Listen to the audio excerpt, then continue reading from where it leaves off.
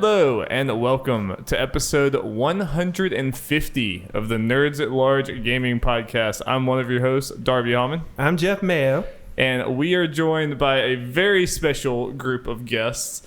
And I'm going to use our opening segment to introduce them because I'm just going to make their lives weird immediately. So let's play our opening segment. That's hot. So everyone, I want you to say your name and where people can find you, and then also answer the stupid question I'm about to ask you. So I'm about to ask you all who you would rather see in an anime hot spring scene between, and take the question however you will. Number 1, Mario and Sonic. That's anime hot spring scene number 2. Number 1. Number 2, Chad Michael Ennis and Holden DePardo. Matt, let's start with you. I am Matt from RI. You can find me on Twitter as that, and also AverageNobodies.com. And I want it to be a Ghost of Tsushima hot spring scene, and I want it to be Chad and Holden. Ooh, yeah. Wait, is there a haiku involved? Yes, you can say that. Okay. And a fox. Jerica. Hi, my name's Jerica, and you can find me at Jerkachu, actually. I always just almost led with just the podcast. Me specifically, Jerkachu, like Pikachu, but with the jerk in front of it. Could go a lot of different ways, but it's fun. Play on my name. My name's Jerica. But of course, I have a podcast, JK Games, that I co-host with my friend Kayla, and we talk about video games. I think that's why I'm here too. And then the options here. What's up with Sonic and Mario though? Are they still on the table? Yeah, no, it's your choice between Mario and Sonic and Chad and Holden, and however that hot spring scene appears in your head, it's your choice. I'm envisioning Mario and Chad, Okay. Maybe we're just hanging out together. The rules. Okay. I could imagine that happening. I think that would be really pretty. All right. All right, Dallas. I'm just D Smitty Games on Twitter, or D Effin Smitty. I forget which one it is. You could ask Chad; he'll tell you. And I'm definitely going with Chad and Holden. That'd be amazing. I'd love to see that. It's D Smitty Games too. I tag you enough on PS4 shares that I know it's D Smitty Games. Thanks, Matt. Yeah, I think I switched it. I don't know why. Oh, good. I remember it used to be Heel Smitty, which is like a wrestling reference, and some people don't understand that. They think it's like a fetish thing. So cool. Not even just a foot fetish, specifically the heel. Oh. Yeah, just the heel part. Oh my God! Between the Jerkachu and now the heel fetish, this is an interesting start to this podcast. Jeff, do you want to answer the question? Some good Twitter handles. Let's see.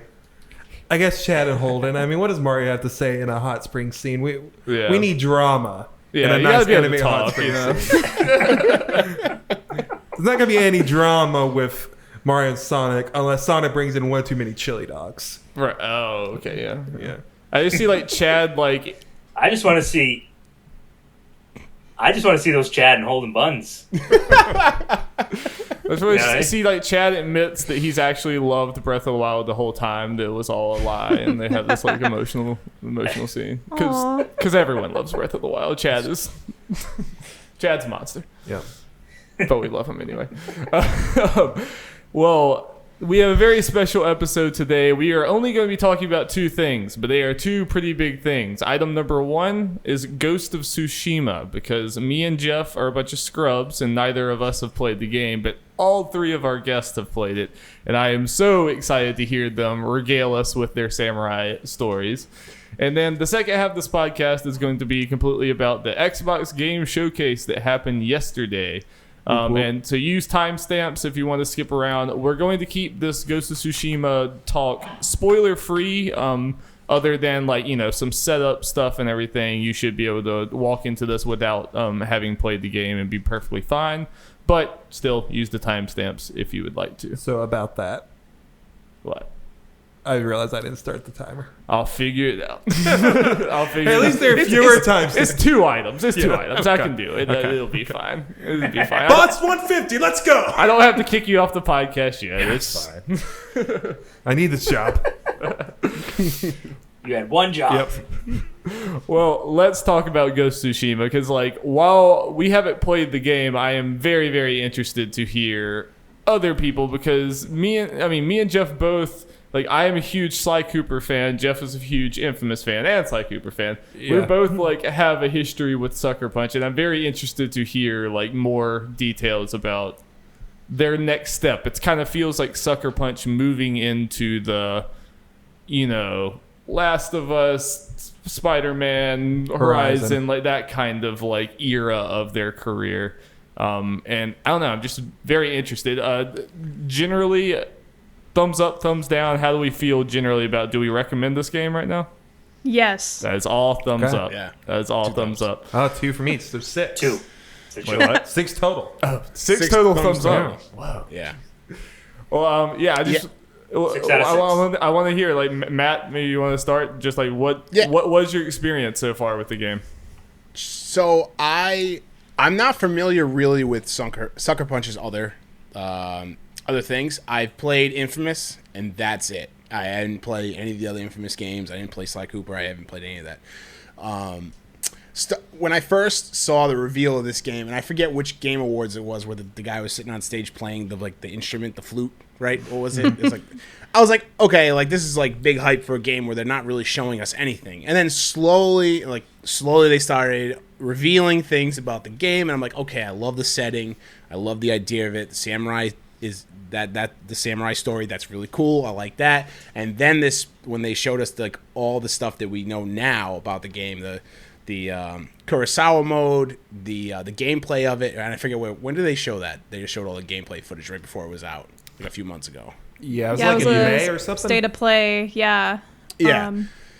Yeah. So that when I saw that, I was like, all right, I'm all in for this, and I've been devouring it, like taking it super slow. I just started Act 2, but really I started Act 2 and then I went straight back and started like cleaning up everything, like just like going around and like discovering this world. And I hadn't done that since like that kind of discovery and gameplay since like Breath of the Wild. And that's a game that a lot of people use to comparing it to, but it is like that. Like there's so much to explore and the world is so rich and filled with things to do. So I just love it. It's great. That's awesome. I believe it's much richer and full of way more to explore than Breath of the Wild. And I haven't explored the entire map yet. I'm still in Act 1, so I'm pretty sure that the northern part of the map opens up after Act 2, I would imagine. That's just my assumption. And there is just, like, I was talking to Matt the other day, I can't ride my horse because I'm getting off the horse constantly to go and pick up something, or go and find a shrine, or go and chill with a fox, or follow his bird. So to me, it took what Breath of the Wild tried to do and just made it a million times better in the exploration. Big words. Yep, big words. Very big words, yeah. Yeah, I'm telling you, I loved. That's my favorite thing about video games is exploring. That's why I think it takes me forever to finish games, especially open world games like this. And I'm literally, when you look at the map, it'll show a darker red shade of areas that you've been to or explored. And I put on my traveler's outfit, which actually gives you a larger coverage while you explore. And I just run around and I mark on the map where I haven't been, and I just go run there. And there's just something else there. Like every place I haven't been, there's something else to find. And for me, in the Breath of the Wild, it was always, I know I'm either going to find a shrine, which is going to give me an orb, or I'm going to find a seed. And that's it. And after I found out that those are the only two things you actually find besides a chest, I was so disappointed in that game. But this, it's always something new. It's, it's a new sword sleeve. It's a new headband. It's a place you could write a poem. It's just, I don't know. It's so much fun. The exploration is it's better. It's the best exploration in any game I've ever played.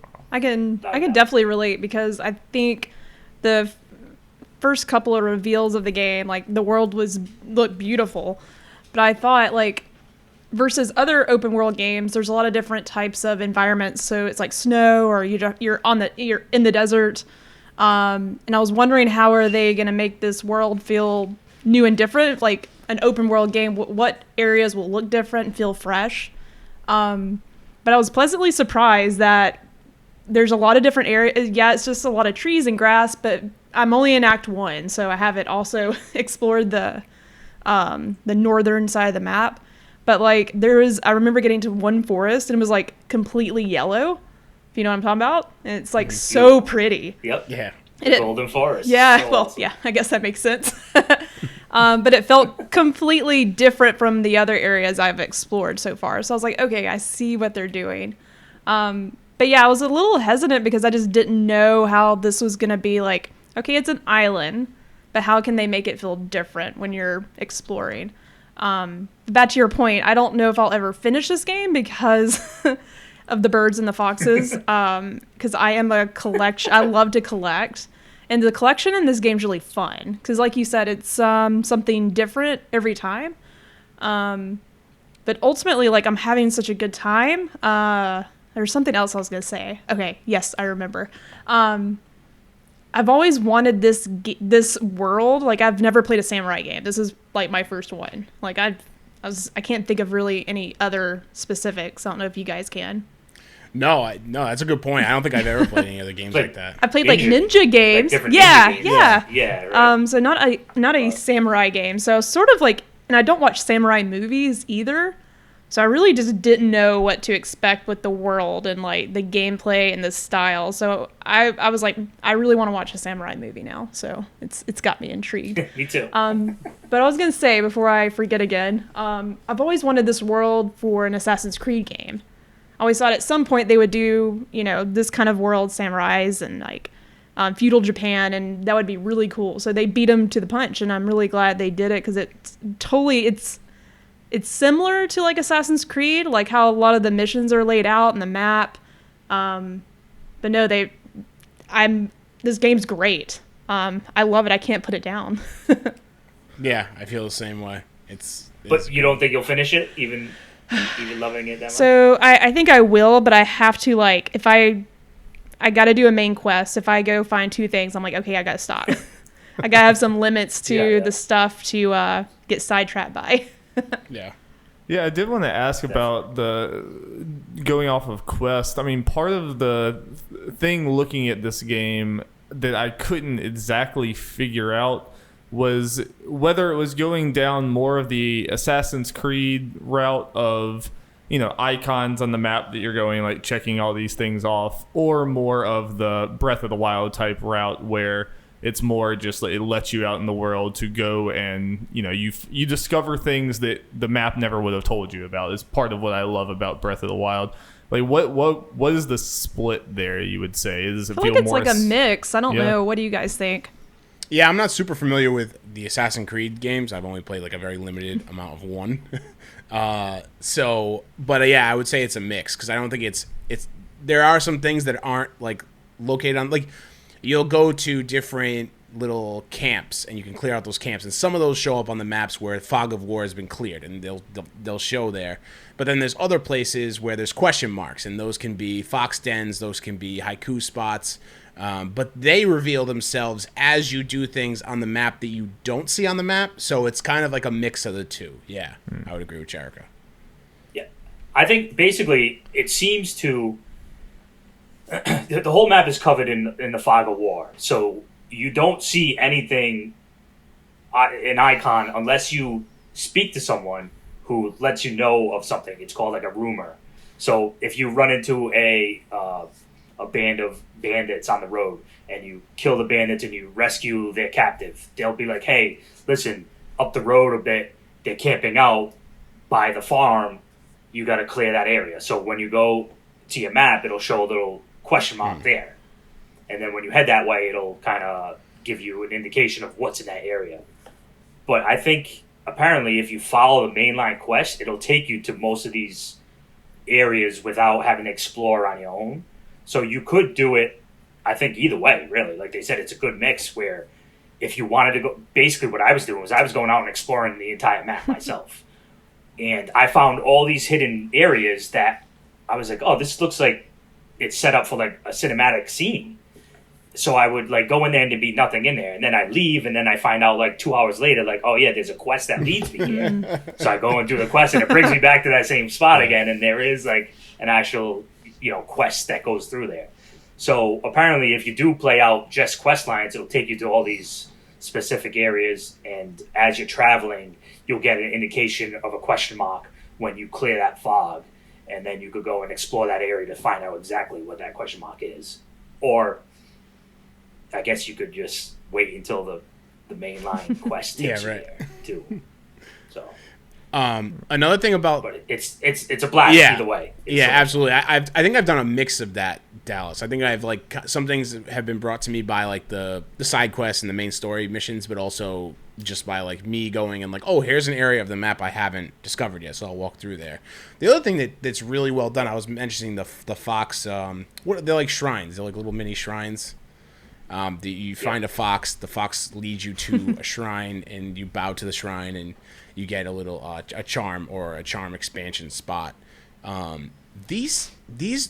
you find from the place where you find the fox to where the little shrine is not super far, but the world is built in such a way where you probably wouldn't stumble upon that shrine unless maybe Dallas you have, because you're just like crazy like that. I haven't stumbled. I think I might have stumbled on one of those little fox den shrines, and that's it. Yeah, before the fox. Those are secluded. Yeah, right. And they do such a weird thing where like I'm like, oh, this fox is leading me right back where I was. Like something's bugged here, and then all of a sudden the shrine's there. I'm like, oh, what? And like it's just like such a well built world that they do this thing. Like they hide these things in like little. You have to climb, or you have to climb down, or you go around a tree, and it's right there. And in normal play, you wouldn't see it, or you wouldn't recognize that it's there, which I thought is amazing. And then you find yourself in some of these side quests, or there's some on the main line too, where you have to follow people. And I know that's something from talking to Brent, Pork Chop on Twitter. Talking to Brent, he was saying that's something that's from the Assassin's Creed games. You have to follow people. You kind of like follow behind them pretty closely and make sure you don't lose them.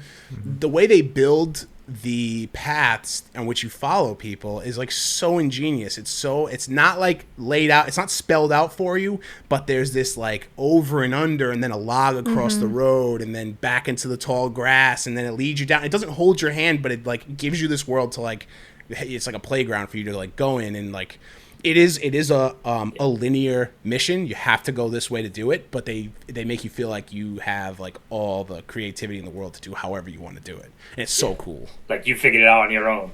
Like, oh, you're so smart for jumping across the road and hiding in the bush over there. Good job. Yeah, right. So. Well, yeah, that's exciting the way that y'all have talked about the exploration and openness about it, because part of my aversion to this game has just been that, I mean, this is my favorite type of game, this open world exploration RPG type of game. I just kind of feel like I've played hours and hours and hours and hours and hours of what this game seems to be. Like, I looked at this and it felt like Horizon, like Red Dead, like Witcher, like, just so many other games before, and I found myself the last few years starting to get like burnt out on that kind of game. So then this one, just the setting wasn't exactly doing it for me. And then when I heard stuff about the story, I'm like, it like everything looks good, but it's not necessarily what, it's just like I need some hook nowadays because of just feeling very burnt out on that game genre. But definitely the exploration. I mean, whenever I looked at this, I just got a lot more Assassin's Creed vibes than like, I don't know. I mean, I keep going back to Breath of the Wild, but yeah. So same thing with me. The state of play that they showed is when both me and Darby started kind of being like hesitant to get this game. Like we both thought it's going to be a really good game, but it's not for us because his burnout and the Assassin's Creed quote unquote open world kind of games are not my thing in general. I'm kind of picky with my open world games, not my main genre. So unfortunately, I didn't see anything in there that pulled me to want to spend the money on this game, other than Sucker Punch's name, because I've loved all their games since like 2002 or 3, wherever Sly Cooper came out. Yeah. So, are you guys fans of Horizon Zero Dawn? I am. I have yet to play it. Yeah. Okay. I would say it's more like that than anything That's a good else. point, Dallas. Yeah, I agree. Yeah. I mean,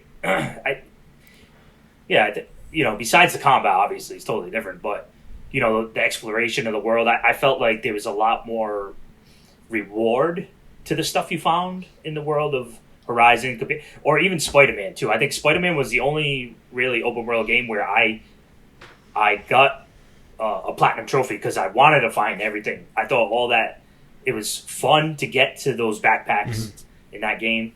And I thought it was like you actually didn't get a reward from those backpacks. You just got something like cool to look at.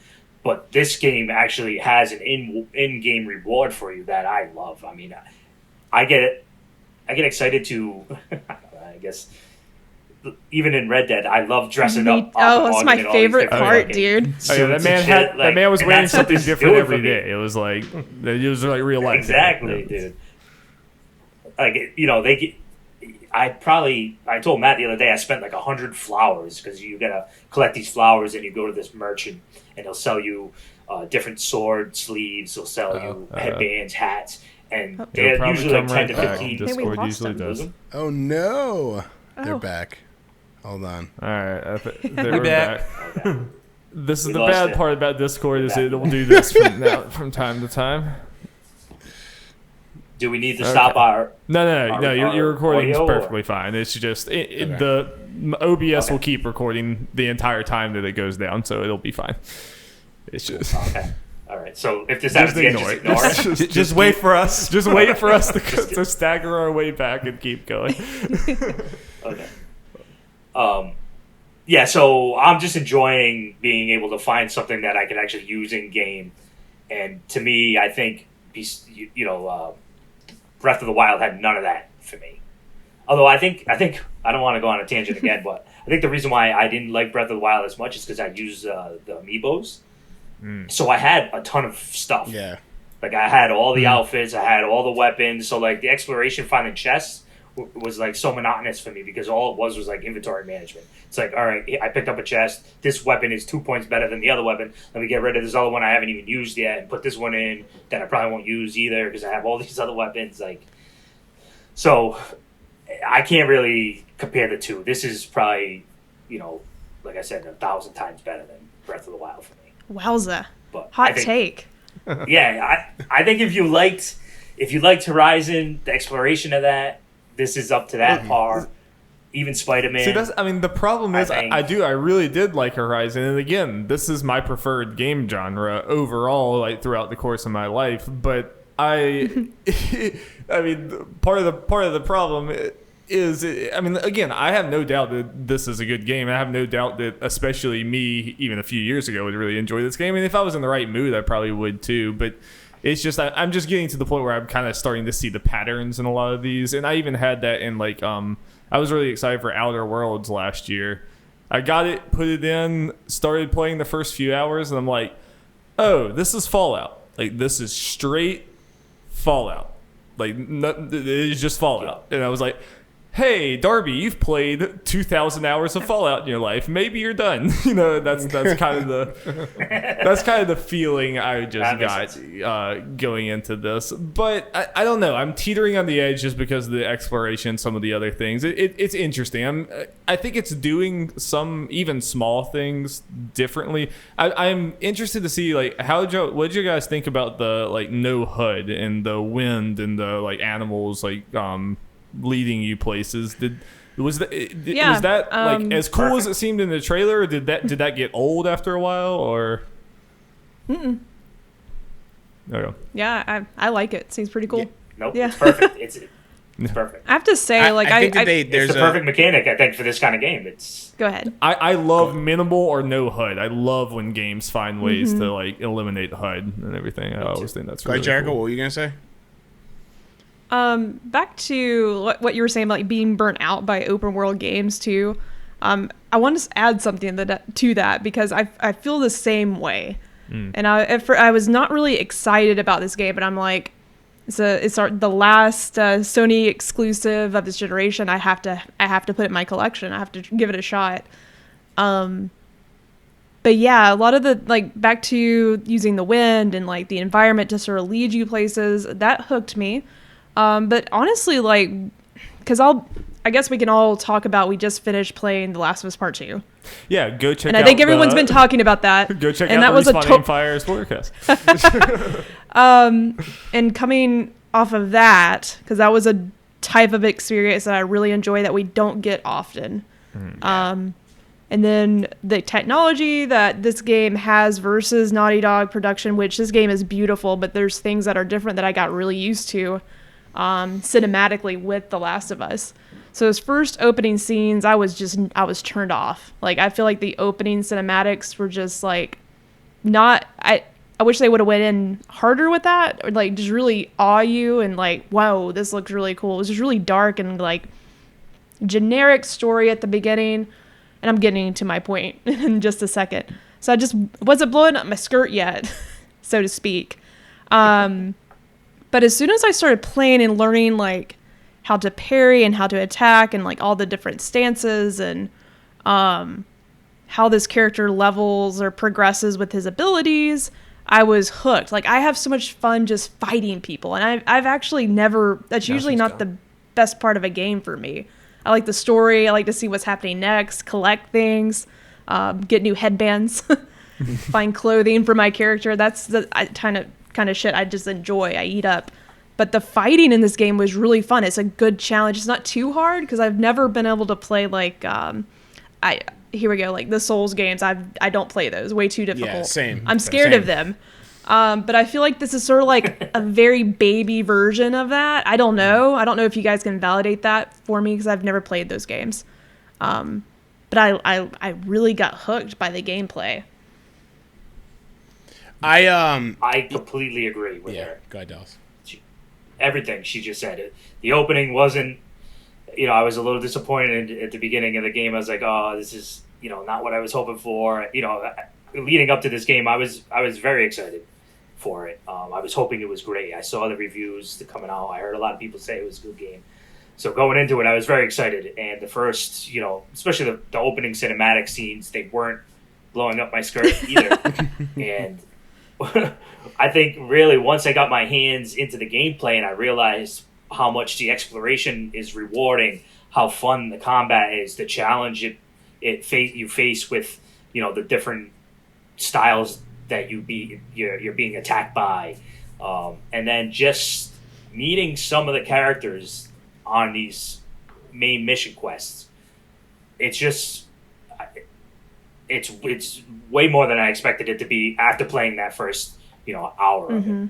It just totally took me away, and I'm 100% in with this game. I think it's one of the best games I've played. I want to see how obviously it finishes, because the story could take a turn for the worse. Who knows? But I'm loving the story. I'm loving the exploration. I'm loving the combat. There's nothing about this game that I'm not enjoying. So right now it's hooked to me, and it's got a contender in Game of the Year for me, for sure. I think that for me, it's like it's Last of Us Part 2 is Game of the Year for me for sure. Like, because I mean, any other year, Ghost would probably be way up there on my list, but it's just not Last fair. of Us Part 2 was such an experience and such a masterpiece in every sense of the word that it's tough.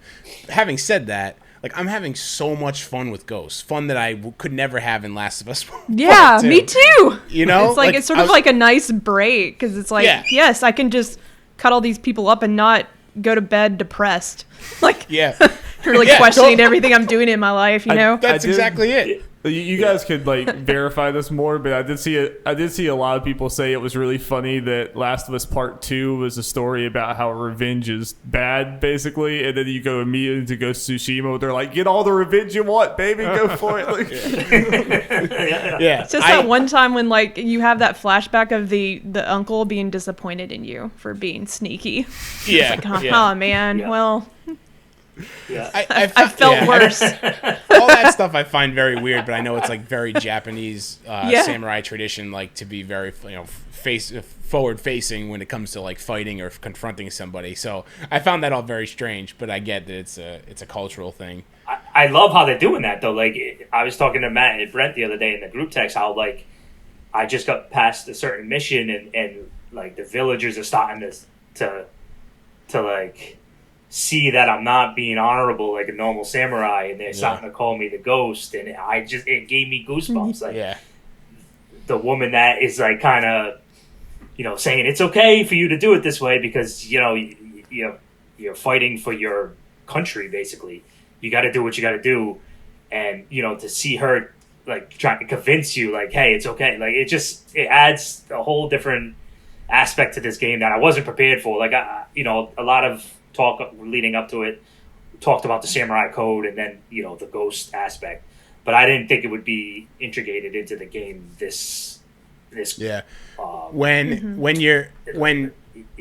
when there's all those flashbacks to like your uncle saying like, you know, you don't strike from behind and all that stuff, and I'm like this whole game I'm just working my way up to title of Ghost of Tsushima. I'm like, uncle is not going to be happy with me. He is not going to be, or like I'll clear out a camp just like going around like cutting people's throats silently, and I'd be like, Uncle. Every time I do it, I'm like, oh, Uncle is not gonna like this one. He is not gonna be enjoying me for this. But you know what? I'm trying to save his life. So, well, I gotta hear about the two play styles, because that seems like that's a very big part of the combat of this game. I want to hear about the combat mechanics, but I also want to hear. I've heard a lot of people say they basically kind of role played almost with this, where it's like in the beginning of the game they've started out more samurai because that's like what it seemed like Jin was, but then as it progressed, people started like playing more and more Ghosts, and that definitely sounds interesting to me. I definitely immediately went right to like slicing people when they're not looking. Yeah, I mean, I have no honor. Yeah, I have no honor. I just like I'm not, and I've said this on the Last of Us Spoilercast we did, and I say this all the time with people I talk to playing games. I'm not a stealth person. I'm not someone that likes to crouch around. But when this game is like, it's so fun. There's a lot of like fun rewards to do it. Like, I don't know, like it's so great. Like there's like those paper doors, like the wooden paper doors, and you can slash through them. But if there's someone on the other side, you can like sneak right up and like stab them right through it. It's tremendous. It's so good. And then you know what? I don't care. Like if unless it's a camp where you have to save a hostage and they'll kill the hostage if you get, you know, if they alerted.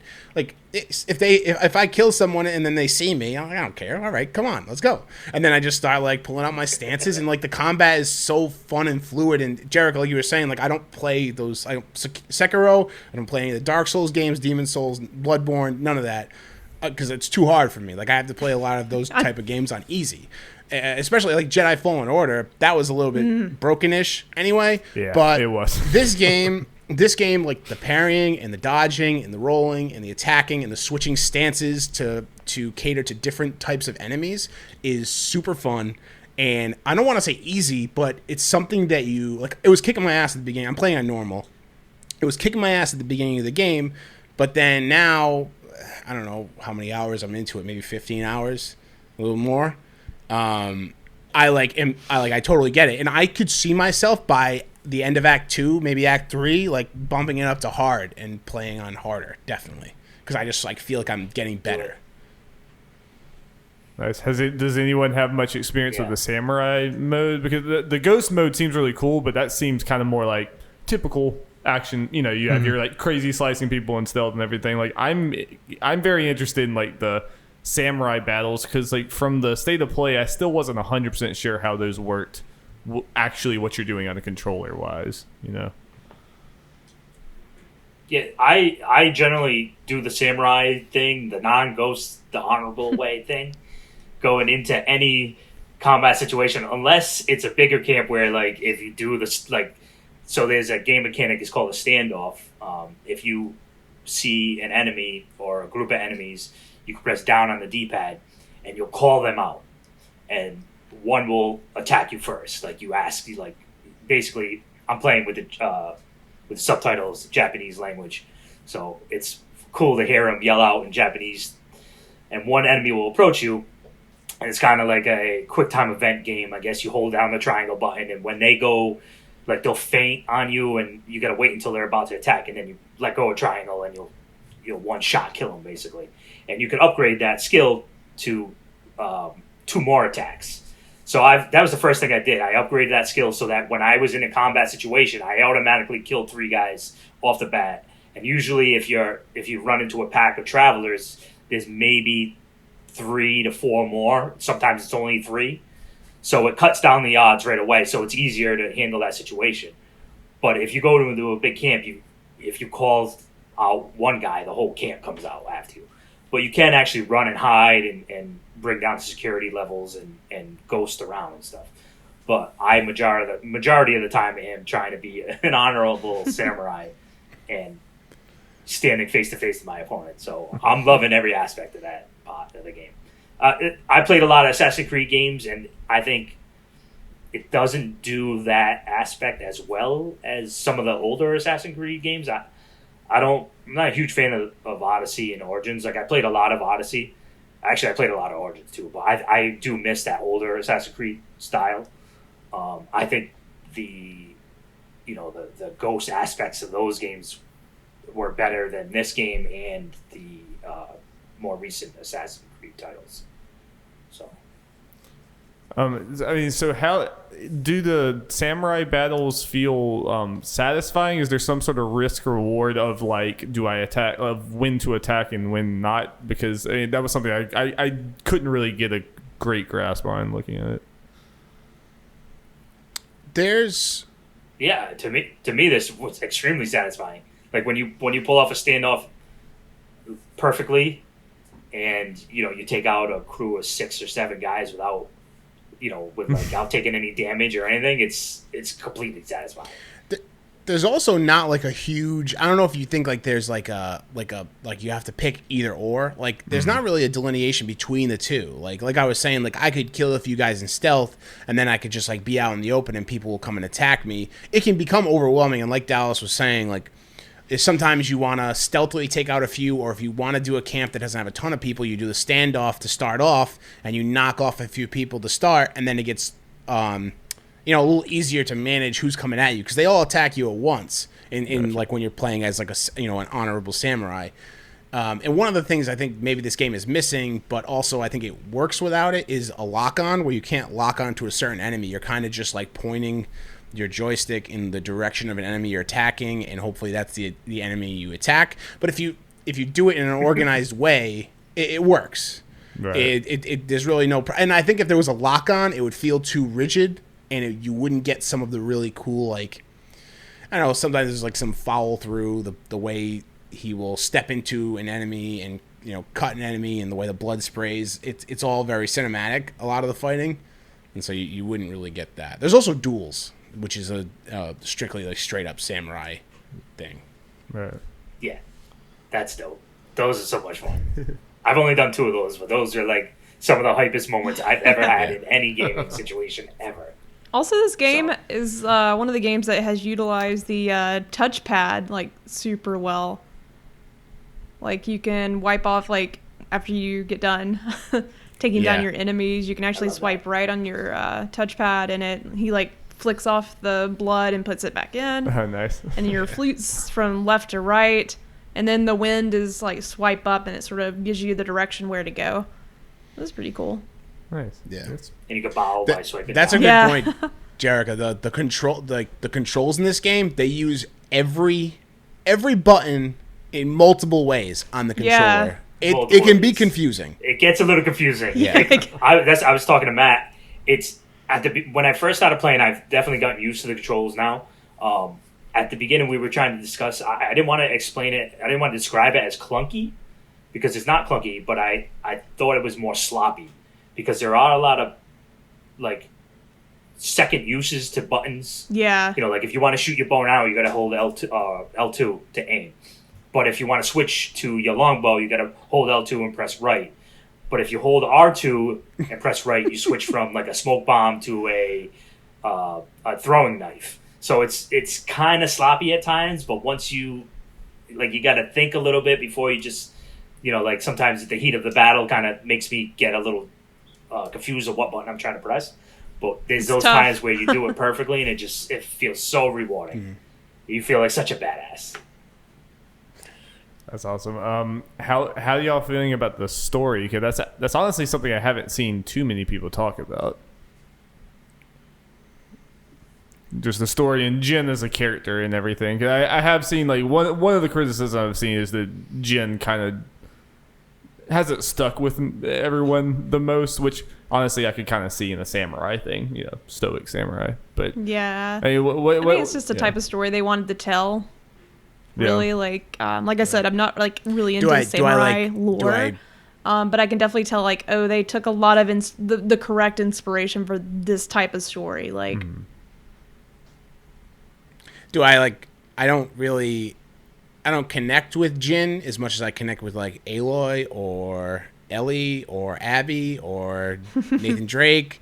Not, I don't really. But the story is still this like you're drenched in this samurai world, and it's a samurai story, and I think I just kind of go with it. I don't necessarily like as Jin. I want to like save the island and save my people, but I don't know if I'd necessarily like connect directly with the character. You know what I mean? I don't know I don't know, Jericho or Dallas. I don't know if you agree, but it's a good gamey game story. Yes, it's a good video game. Yeah. Like it's not bad. It's not like life changing, but it's entertaining. Like I'm having a good time with it. Like, and I don't know what comes next, but I want to see it through. It certainly seems like it's like the Mongols are bad. They're just bad. It's like you don't need to think about it anymore. They're just bad people. It's like just go kill them. Well, I wouldn't even. I don't know if that's so much true, because if when you raid camps, you'll find. So far, I found a few of these writings, and I think what it is it's a Japanese man who is almost interviewing the main antagonist. I think his name is Khan, something cool, Kora Kong. I'm sorry, I don't. Does exactly anybody watch remember Glee? how to pronounce it? No. Yeah, or I No? did. Yes. okay. So do you recognize the main villain from Glee? No, I don't. I recognize him, but not If anybody out there is familiar with Let Glee, me see. Coach Let me Ken. He is Coach Ken. That is the person that Oh my plays God. him. It's Coach Ken, and if you know Coach Ken, that's such a weird villain. That's such a weird guy to have as your villain. It's so strange. But I was like, what? I was like, yeah, maybe that's why I don't have Anyway, that weird Coach feeling. Ken become a towards it. Mongol warrior. Whoa. I mean, he does leave the show like after like season 2 or something like that. But I don't know what he's doing in his spare time. Yeah. But yeah, Dallas, sorry, continue. So it's all right. So you get these. It's basically like an interview of this Japanese man interviewing Khan and asking him like what his motivation is before attacking the island, and it's interesting to get that insight. And I don't want to spoil any of the storyline, but it's got an intriguing, I guess, path it's leading on, in my opinion. I'm still only in Act 1, so I don't know exactly how deep it'll get or how emotionally attached I'll be, but I have some attachment to Jin. I feel like he's struggling with doing the right thing, but also struggling to do what he has to do to save his uncle and take back the island. I thought there was some decent flashbacks, so I'd like to see more about his story. Apparently, he's lost his family, so his uncle was his main caregiver, apparently. So I want to see, like, you get a little flashback about what happens with your parents, and that was kind of interesting to me. So I'm definitely intrigued by the story. I'm enjoying all the characters we've met so far, and I'm getting this weird like Mass Effect 2 feeling where you have these quests for these certain people who you ask to help you take back the castle, basically, and it's like you got to kind of go on missions with them. I don't know if there's a mechanic in the game or not to gain their trust. I don't know what'll happen if I don't do all the missions and help them first before I go to the castle. I don't know if they'll be like, no, you didn't help me, so I'm not coming with you, kind of thing. But I definitely am doing all their missions just in case that is a mechanic in the game. I learned that from Mass Effect 2. So I think I'm pretty happy with where the story is and where it's going, in my opinion. I mean, I think it's tough because I don't have a complaint with the game, so I guess I'm not a real fair critic here. So I'm You enjoying don't every have to be a aspect. critic here. Just gush. Yeah. There you go. Yeah. There are never critics here. Yeah. No, we've never said a negative word about a video game ever in this No. podcast. That's never happened. You guys didn't talk about Anthem? We didn't play Anthem, so I'll tell you what, I bought it for $3. Not worth it. it's pretty telling. Hey guys, remember Anthem? One example of a game that is not my type of game is Anthem. There's a couple of other things that I just want to touch on about like before we move away from like the gameplay. There's a lot of I think Ghost of Tsushima really, and I'm curious if Jericho and Dallas agree, it really respects your time, because unlike Dallas, because he's a crazy person, I use my horse to get around because I like riding my horse, and that's fantastic, and I have a cool saddle for my horse, and that's awesome. And we change our saddles often because we change our outfits. But I like to ride my horse around. It's really easy to get place to place with your horse. Your horse can jump over things. That's awesome. You can also fall off your horse. That's not awesome.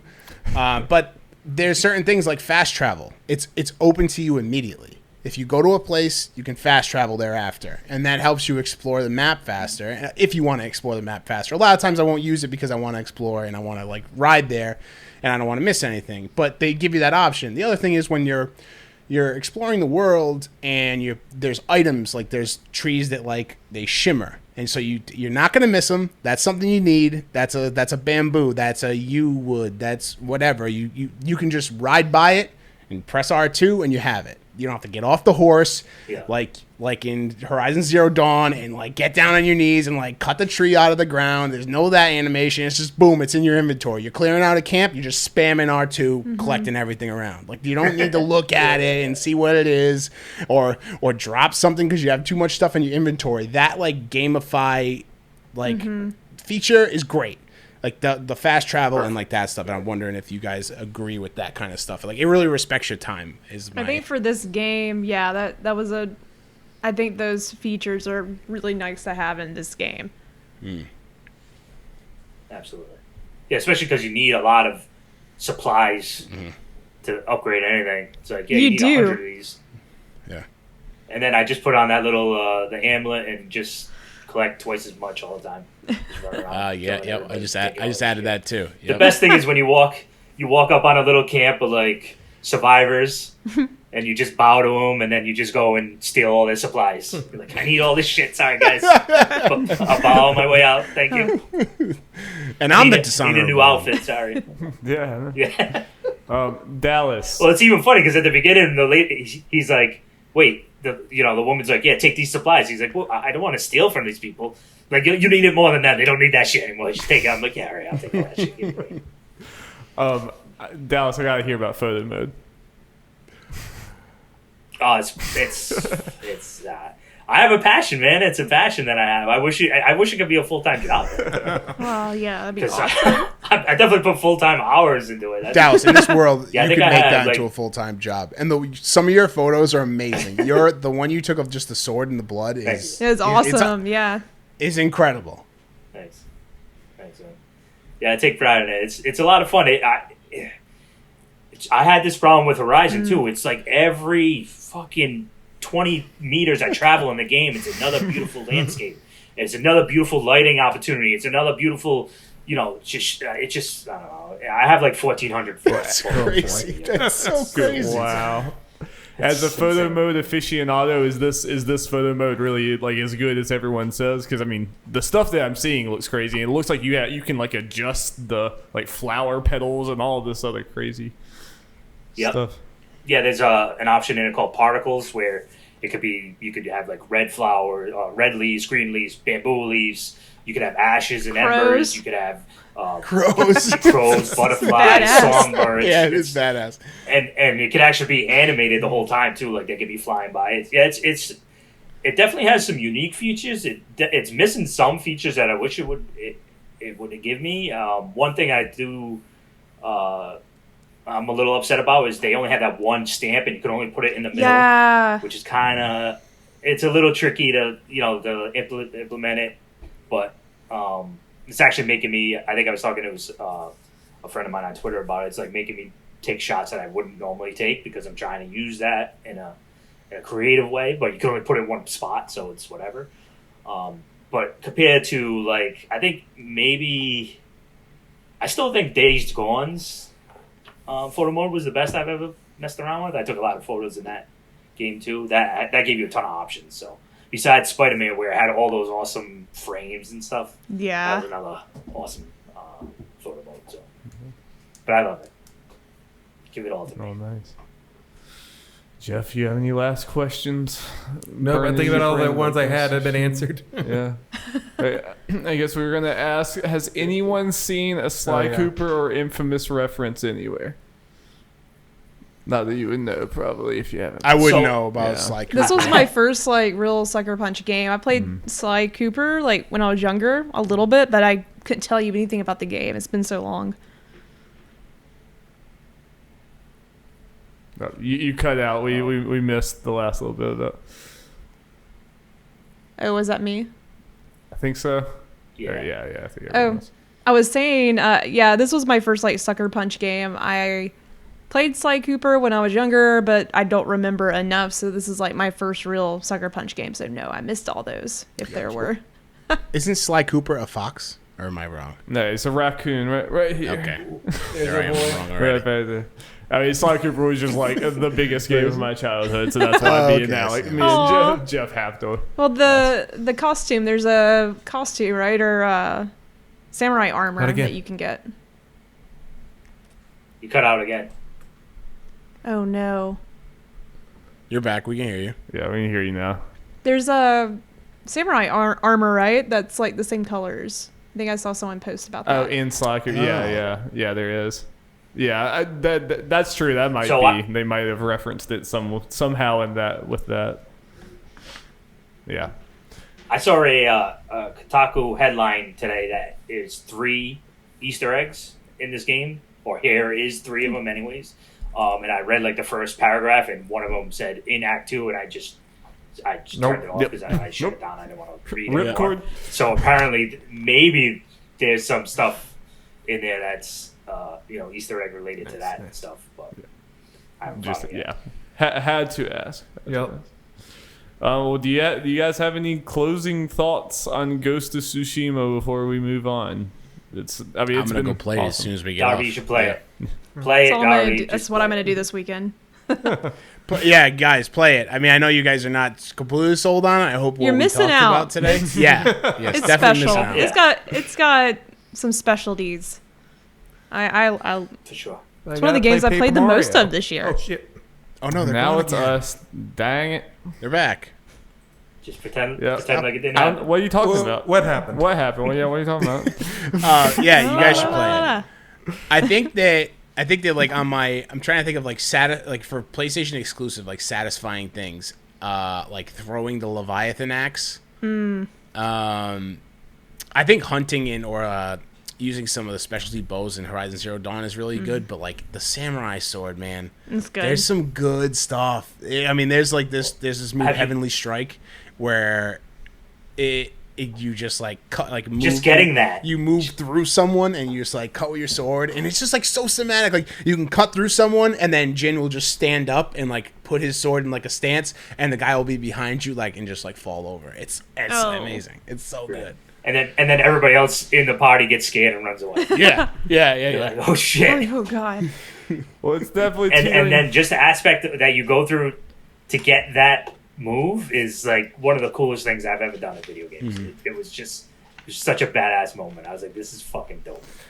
It's definitely on the edge for me, and it's part of it's kind of an overall thing just with video games in general. I mean, it's part of the reason why recently I've found myself growing a little bit more attached to like some competitive games like Overwatch, Valorant, and recently League of Legends, because goodbye my life. New character today. Oh, is there? I didn't even see that. Yeah, the announcement was a character. Jeff, I've played one of the 140 characters pretty much. I've dabbled in a few. Hey, this could be your second. That's crazy stuff.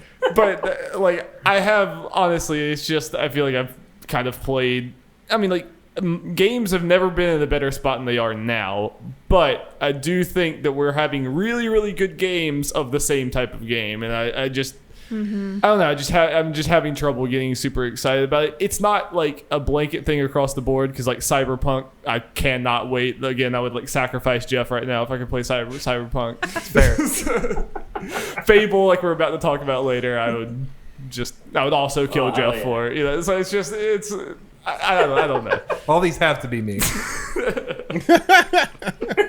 Well, you're the only person in arm's reach. Yeah, Yeah. you are the only person. I guess I could kill the Grookey plushie, but I don't really know. Whoa, if the video whoa, game that's our baby boy. Oh no, Grookey gang. Yeah.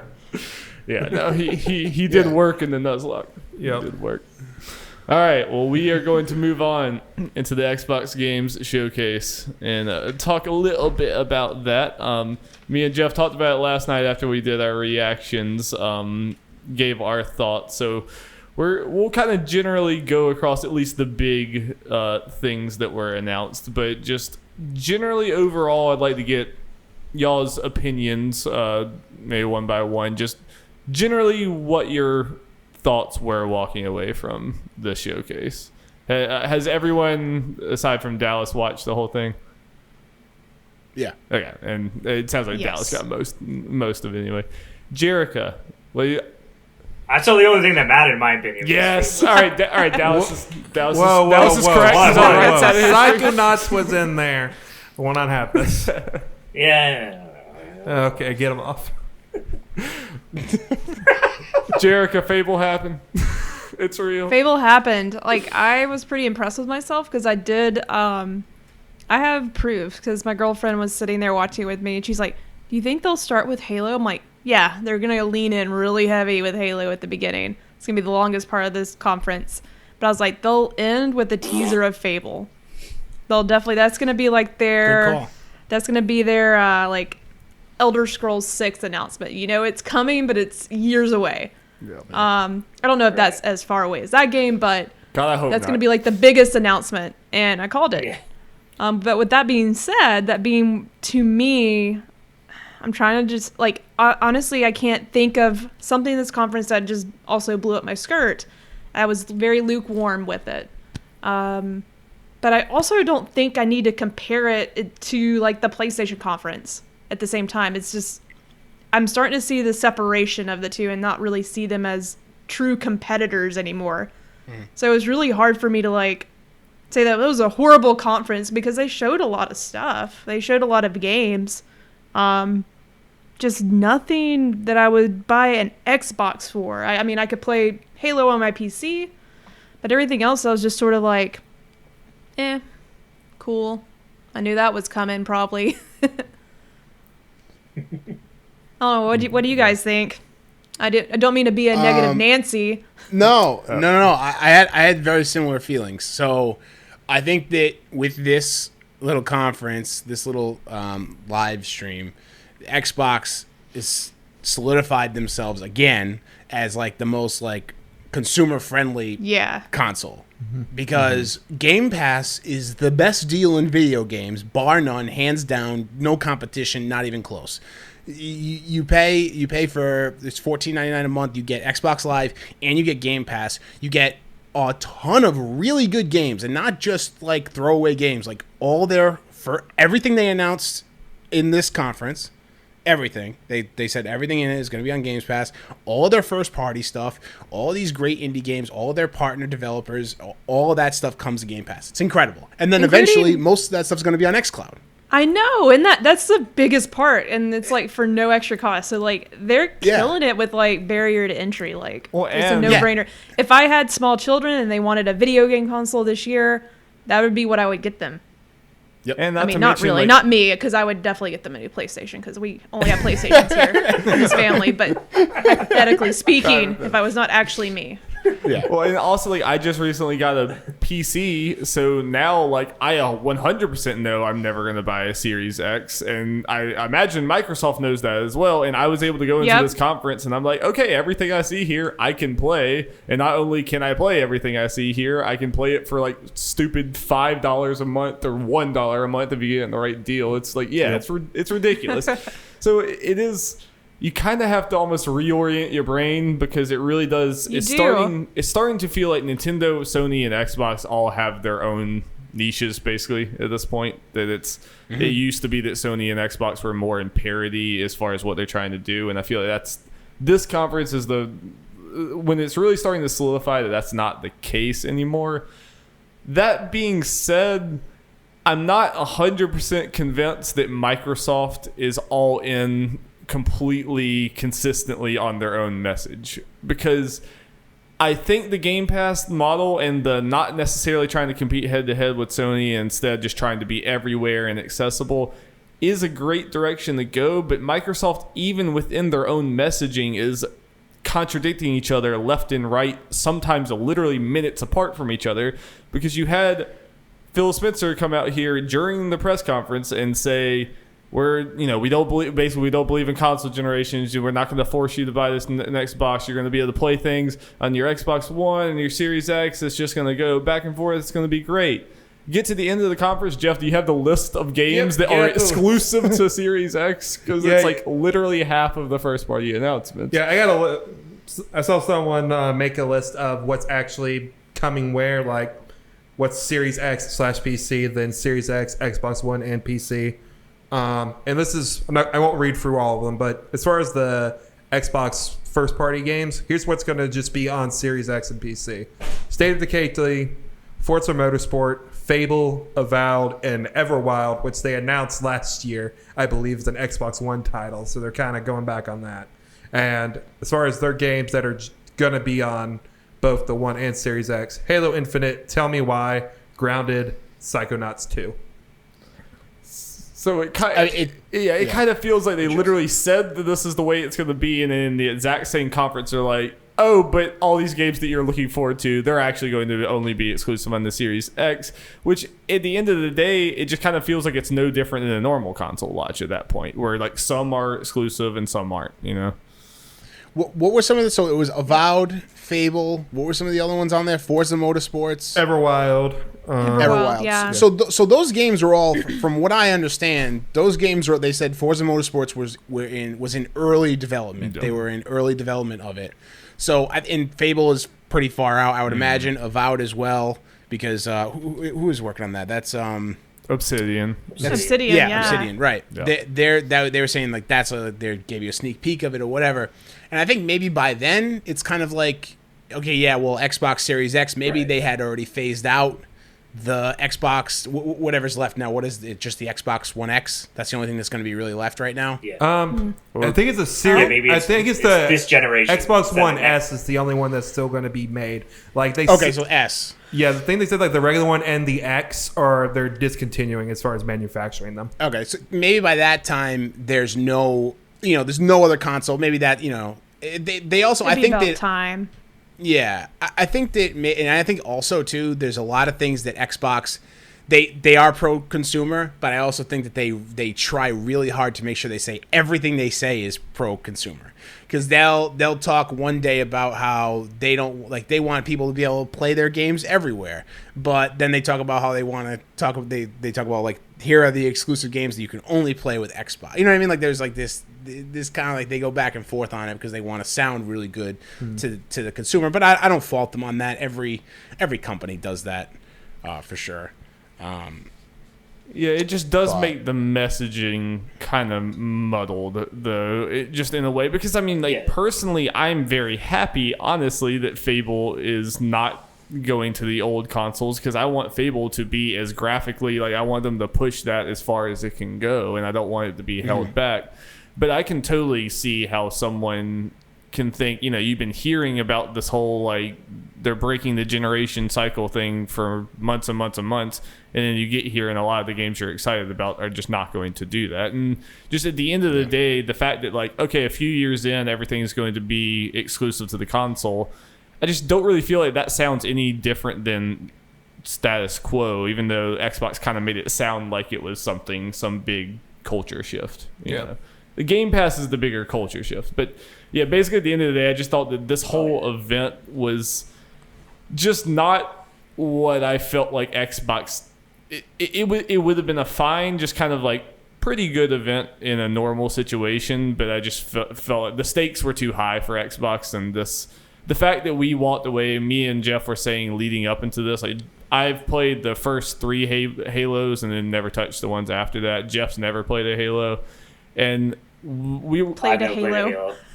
y'all have never played.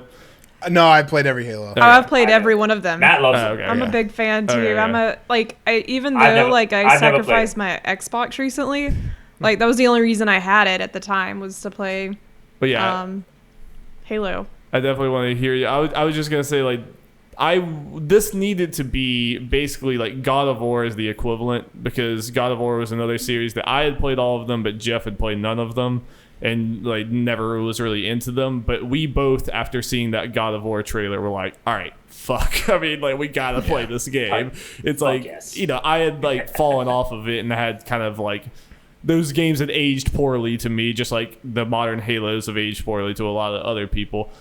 But like, it got a lapsed fan and a new fan alike, and you just could not deny God of War. And me and Jeff have been saying for months that's what Halo Infinite needed to be, and I just really feel that presentation wasn't. I totally get, like, it looks like a fun game. It looks like a fun Halo that I might get to if I can peel away from Cyberpunk for a while, but it definitely doesn't look like something to like stop everything you're doing and grab, you know? I don't know. I'd rather just play Destiny. Yeah. Yeah, I mean, I definitely get that, Dallas, like play Destiny. I just think there's this real, and when I first saw it, my first reaction to seeing the Infinite gameplay yesterday was, okay, it's not blowing me away, the looks of it. And I know there are some things that are coming at launch. The ray tracing is being added, so it'll look a little bit different. And I've seen everybody comparing, like looking at screenshots and saying like, oh, this looks like shit and all that. But I do think that there's a certain, like, the game Halo is a very strange shooter. Like it's very very cemented in its roots, and it hasn't really changed. I mean, there's some things like you get into Halo 3 and Halo 4, and some things really do change, but change up as far as the shooting go. But the shooting mechanics have largely stayed the same. Halo 5 took a big jump as far as like you could sprint around and things like that. I think that came in 4 as well. I'm not sure. Or Reach. But I just like, it's something I'm still excited for. That none of that stuff deters me, and the fact that I can still play it on the Xbox I have now, my Xbox One X, like I'm fine with that. Like Jericho was saying, what was apparent to me the other day in this Xbox event, the most of anything, was that I do not need to buy a Series X at launch. I don't need it. There's no reason for me to get it. I have my iPhone, which I can play some of the Game Pass games through iCloud on that, or xCloud, or I could play it on my Xbox One X through Game Pass. Like, there's no need for me to have a Series X. And I am someone that likes to have the new hot technology. Like, I am all about them pixels. Like, I love it. But I just don't feel the need for it. My Xbox One X looks beautiful on my TV, and I can still play all those same games. So and I have my PC too. Like I have a PC I built. There's no reason for me to have a Series X at launch. When Fable and Forza Motorsport come out, or Avowed, maybe that'll change. So until then, I don't need it. But I am excited for Halo Infinite. There's something about it. I wish they had the one thing, and I forget who I was talking to. I wish they had showed parts of the multiplayer, because that is such a huge part of Halo.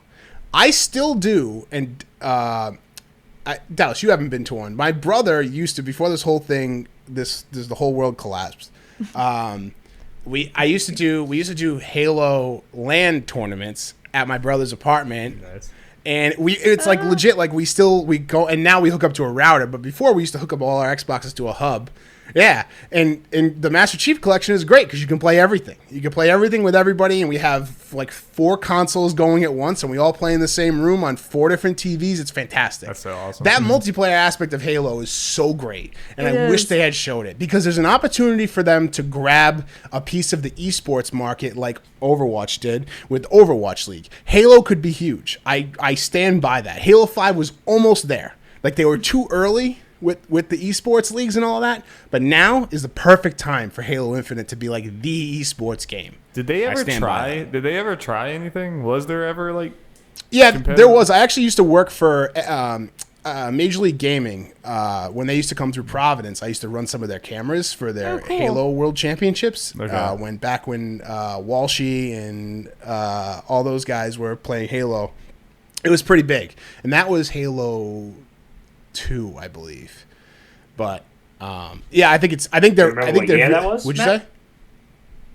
Do you remember what years? That was 2009, 2010.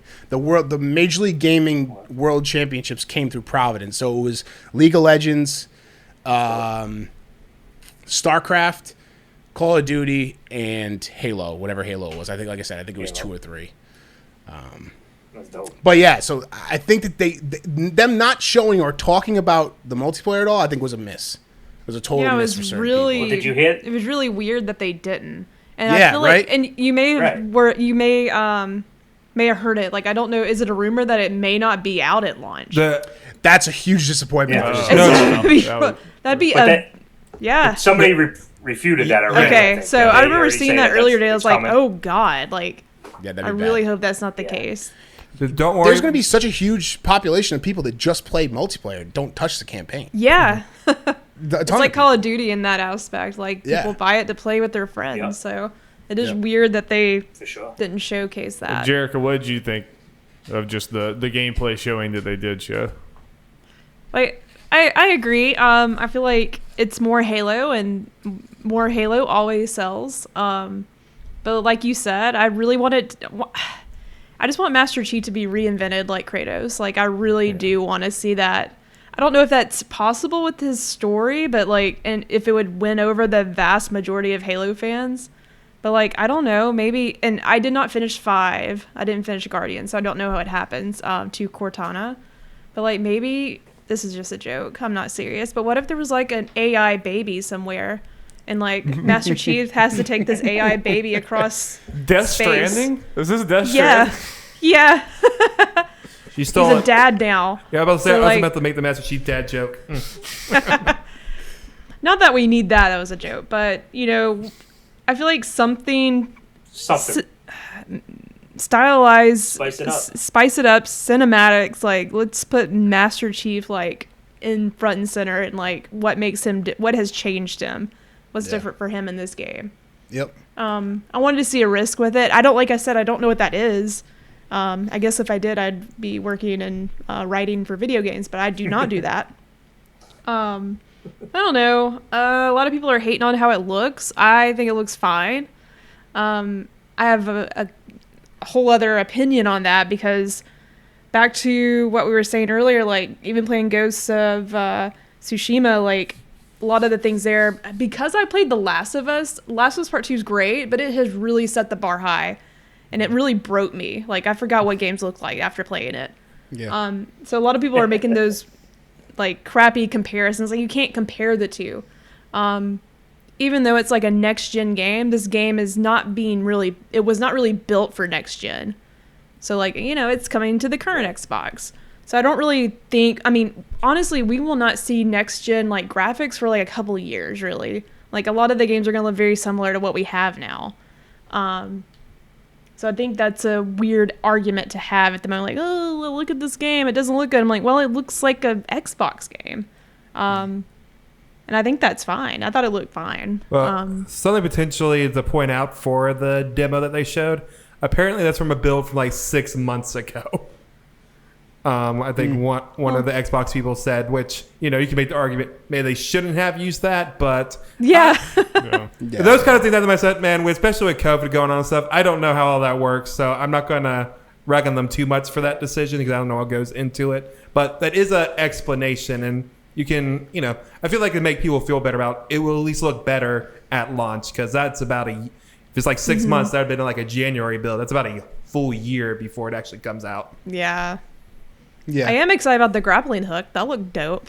That looked awesome. Like, yeah, okay. Oh, and that's what this whole thing, like, I feel whiny and annoying complaining about this because the game looks fun. It looks like a very fun Halo game. Like, and the things that they do change, it looks a lot more fast paced than I ever remember Halo being. It almost looks like Doom in some ways. It looks like there's like some Doom influence in just the traversal type things going on there. Like those little changes definitely, like I jumped back into Halo Reach when the Master Chief Collection came on PC a while back, and like just playing like the first mission of that, I was like, oh yeah, Halo is very fun and very unique. Like there's not like kind of like you said, there's really not a shooter that really feels like Halo, and Halo kind of has that that definitive style.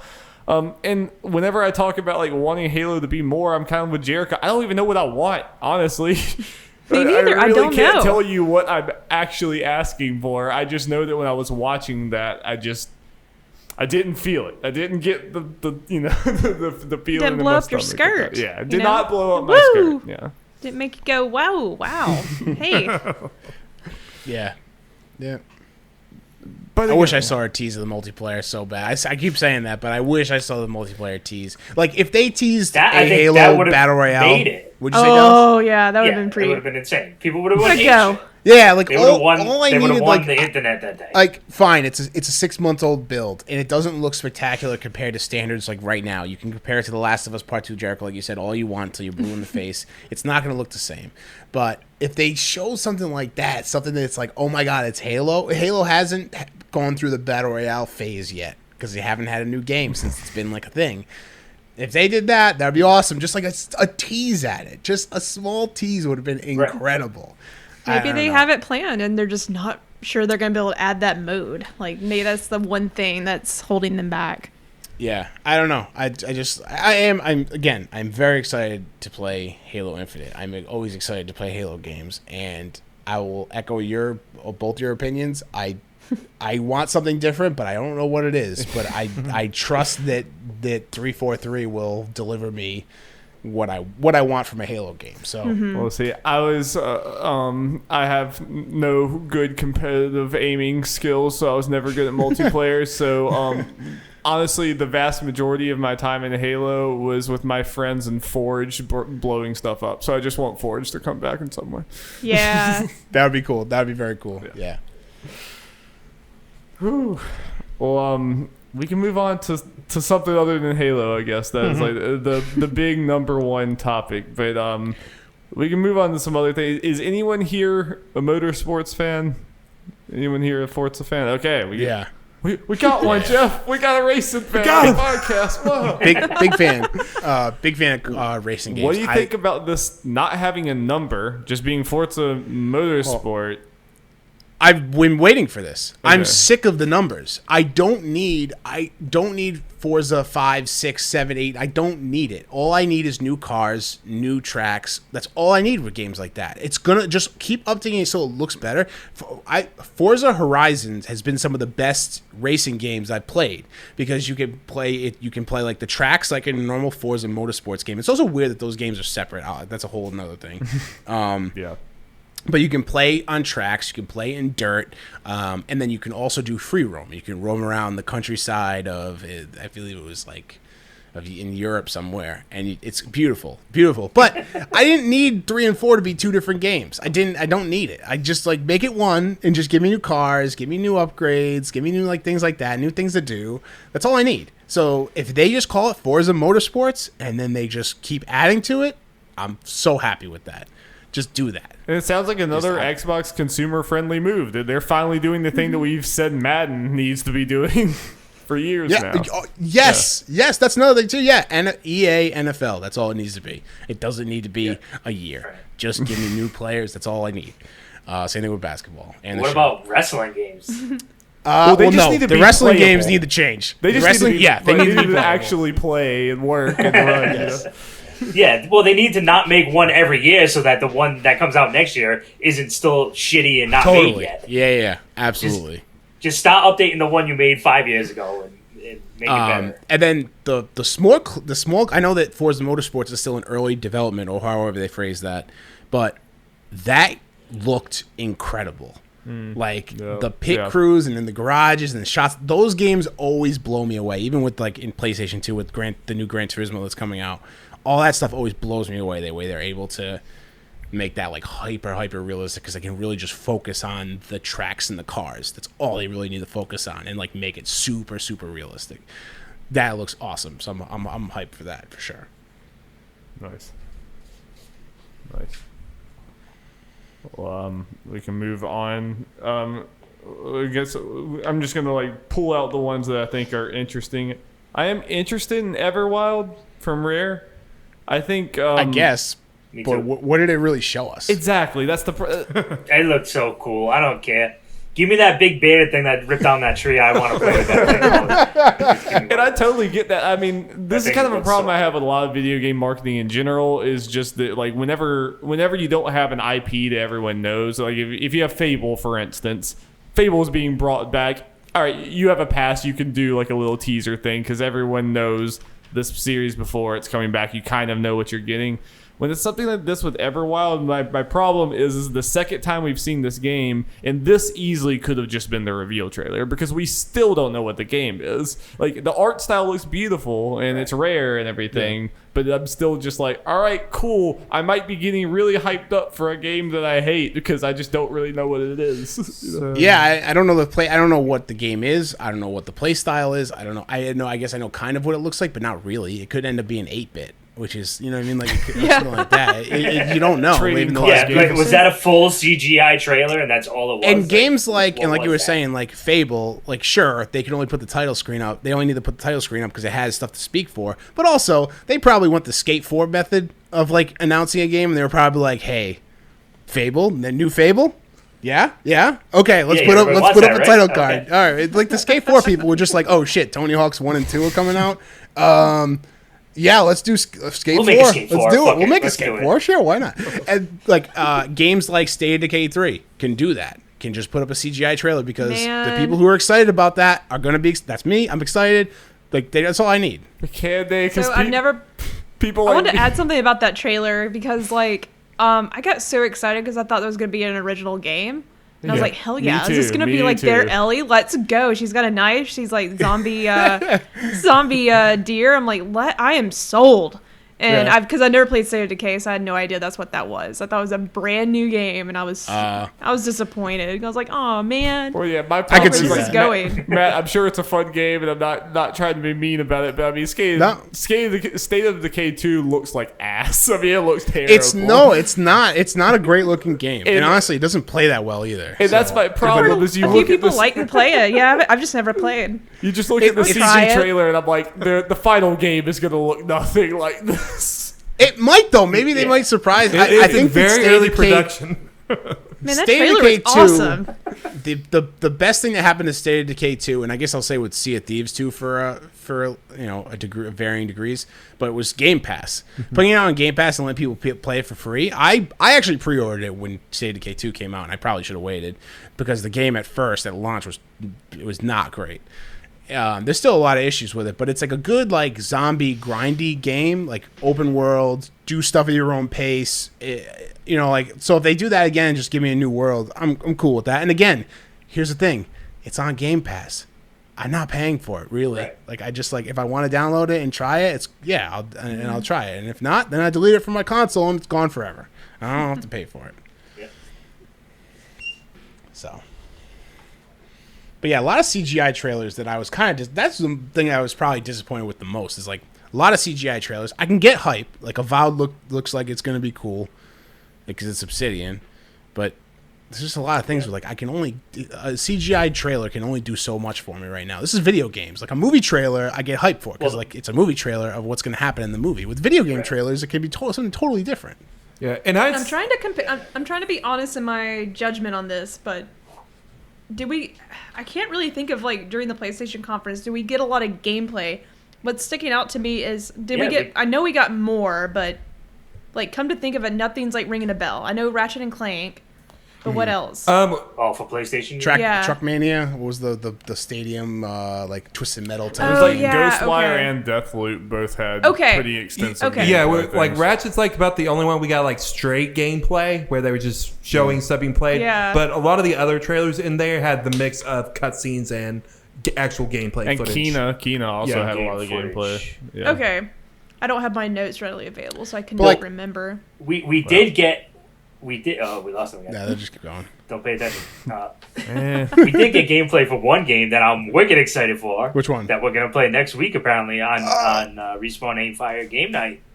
Grounded. Yeah. Yeah, Honey, I that Shrunk did the look Kids. dope. Honey, I Shrunk the Kids. It's it. Hell yeah. I do think that. I mean, that was really I would funny. watch Trailer. it from watching that movie as a kid. I've always wanted to be in that situation. Now I get. I might have to. I might jump in with y'all on game night. Yeah, that was like, that was like fun. Should Yeah. man. I think that was like I've seen a couple trailers from the game. I think just besides the humor of it, the most impressive from like what they're showing, what's in the game type of thing, made the game a lot more impressive than I feel like other trailers they've shown have. Mm-hmm.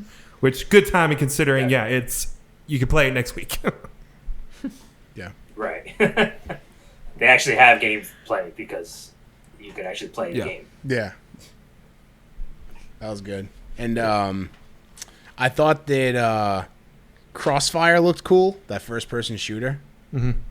That looked like that was a lot of gameplay. I did not know that was being developed by Remedy. Yeah, I think they announced that last Did not know that. E3 because they made a big deal that they had this. I think they just kind of did a little side Apparently, like, they're hey, just- single player, Remedy. Yeah, they're just doing the single player. Yeah. Apparently, the multiplayer they're not touching, but they're writing the single player, which is really.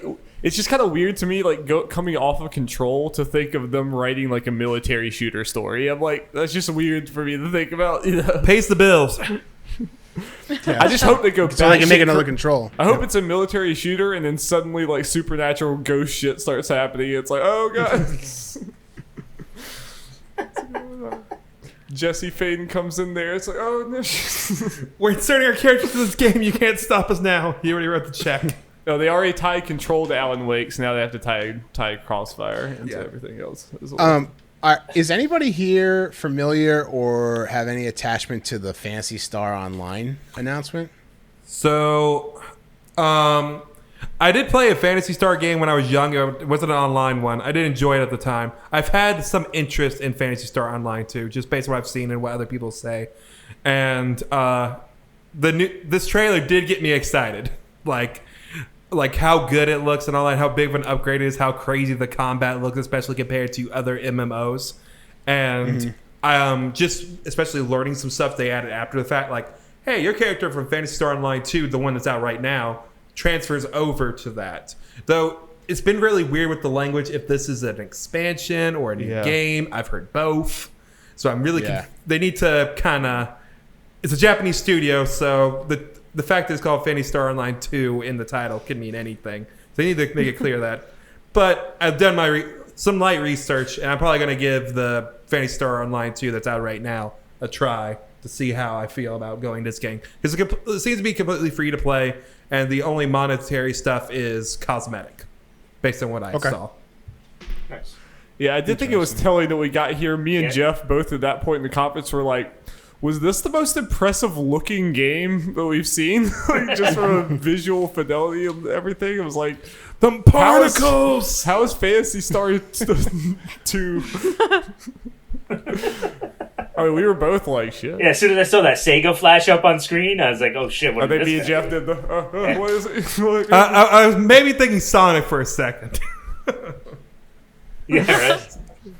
But yeah, I was that trailer got me hyped. I've never played any of that stuff, but it looked dope. Yeah, do some crazy anime particle effects, and it's at least going to be an entertaining trailer. Yeah. That's for sure. For sure. Well, yeah, I mean, we can like touch some other things. Is anyone here super hyped for Tell Me Why? I did think it was a pretty good trailer I am. for that. Me and Jeff are pretty big Life is Strange. At least one fans. We still need to play 2. Still need to get into it. Oh, 2 is fantastic. I didn't think I was gonna, I didn't think I was gonna like it any more than the first. I thought it was gonna be really difficult, but I love it more than the first one. Nice. I've heard So nothing but good. good things, and it kind of sucks because it really feels like that game did not catch on. Like, I know. yeah. I mean, I think it just But, didn't get enough marketing either, and I don't know. I worry for Don't Nod that the first Life is Strange is going to become like Until Dawn, where it's like lightning in a bottle. They can never really. I know. I get really back. hope that doesn't happen, but I'm excited. It looks intriguing.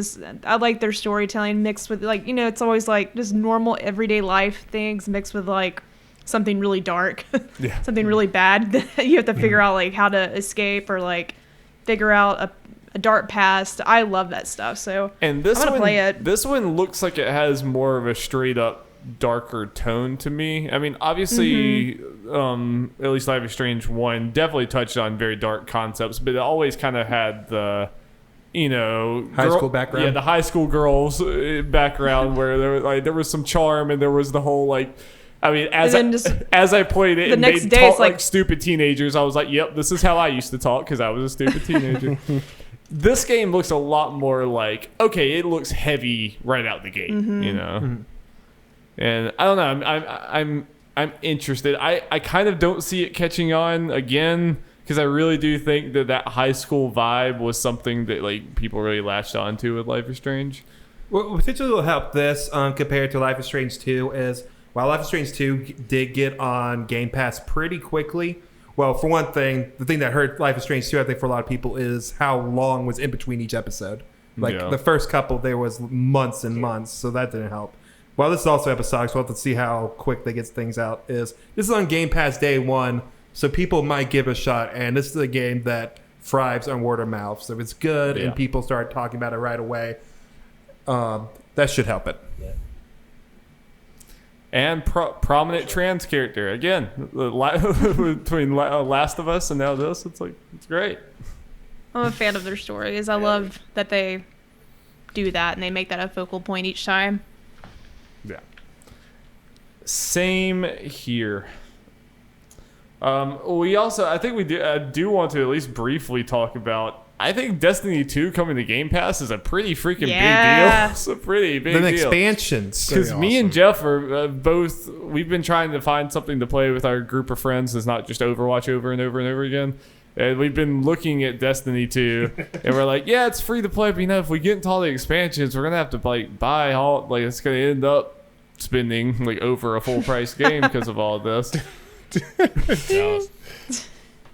The timing. Yeah, now I'll have Destiny on 4 different platforms. I know. PC, PlayStation. Actually, no, I already have it on Xbox, but not the expansions. I have it on Xbox. Right? Stadia, I have it on all of it. It's well, I mean, that was. We just need to do crossplay, and then it'll be perfect. I've saw crossplay and everything will be. I've seen you guys playing it on the game night and stuff. I was like, oh, maybe I'll do. Oh, it's PS4. Damn. It's damn it.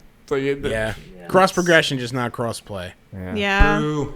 Yeah, that does suck. I hope they would do that one day. But that's great.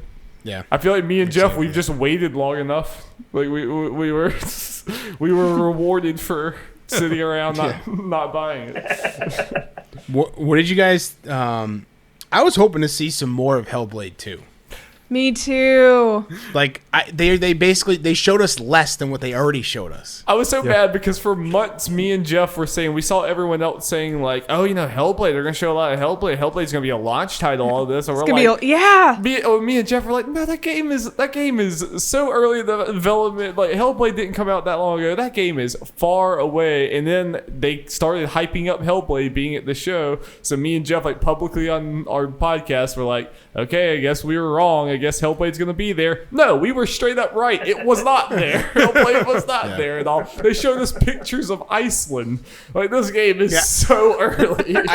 I was where it's gonna take I place. have that written down. I was like, you know what I don't want to do is go to your YouTube channel. Right, let me see. Yeah, and look at your location scouting videos. No offense, Ninja Theory. I understand that's probably pretty cool, and on my own time, I enjoyed the Planet Earth DVDs. Not in the Xbox game showcase. Yeah, don't be like, and you know a cool thing you could do right now? Go on our YouTube and play the watch demo. Oh, no, drone shots of Norway. Or wherever it was. Or just play Death Stranding. That's just not enticing. I don't know. No, I'm with you. And I mean, I'm very hyped for it. I really enjoyed the first Hellblade. I'm hyped for this game. And I really didn't expect it to be here. But then after they started hyping it up, I'm like, okay, I guess I'm wrong. I guess I should get ready for Hellblade. I definitely think if it was here, that would have made the event go up to a B+ for me. That would have made a big difference for Xbox. Just really blowing people away that, and that being something that's early next year. If it was ready or if it had a date, that would have been really awesome. But you guys are right, it's far away. They just went outside like, this is where the game's gonna take place. This is kind of part of the problem with Xbox right now anyway, is Xbox is trying to reinvent itself, buying a bunch of studios and doing all these other things. But the problem is video game development takes forever. So that means we really won't see the fruit of like Obsidian and Hellblade and even In Exile and a bunch of these until years from now. Yeah, I was going to say earlier, in hindsight, it makes more sense, now that we see it, that it makes sense that a lot of the new game announcements are going to be cinematic trailers because, most of these studios that are working on these games have only been owned by Microsoft for 2 years max and just finally getting in on that Microsoft money. So, like with Hellblade, there's no way the way that trailer looked, they started that before they were bought by Microsoft. Right.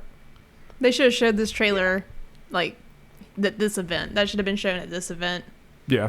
Yeah. I agree. But Jeff Keighley, one of them goods. Oh, well. He did. Well, Jeff has talked a lot about Psychonauts 2. So everybody's excited for Fable, I assume, right? Yeah, we have to get the Fable. I was gonna say, does I'm new anyone to else Fable. care about? I started playing Fable Anniversary. All the children's face animations scare me. This pretty, That's all I like, do. especially the first one's a little, the art style's a little creepy, but that game has given me emotions, like happy, excited, just like a little kid emotions that no other game's ever given me before. I don't know why, it just makes me giddy to play it.